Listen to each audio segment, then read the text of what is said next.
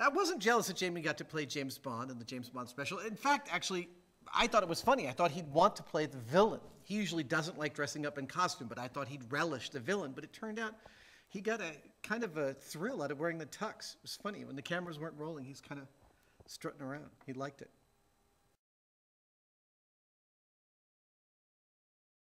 One of the things you'll see if you watch the show carefully is we always tend to have a lot of safety personnel around when we're doing a stunt like exploding toilet.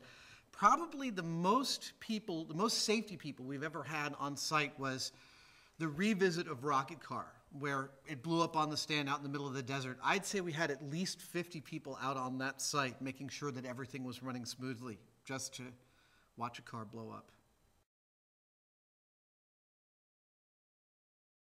If we had an unlimited budget to test one myth, well, it's an episode that we've already done. We busted the myth that the moon landing was a hoax, but we didn't bust it the way we'd ultimately want to. If time, money, and resources were no obstacle, we would actually build our own rocket ship and go to the moon ourselves, retrieve a piece of Apollo hardware, and come back having filmed the entire thing in one long take.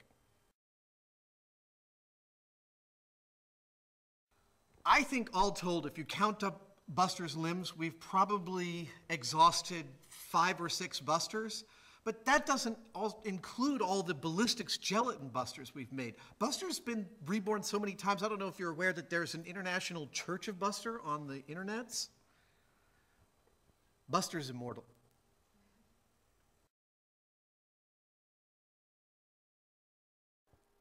Some people watch Mythbusters and think we always end up blowing stuff up, and it's not exactly true. We don't gratuitously, I would defend that we don't gratuitously always blow things up at the end of the show.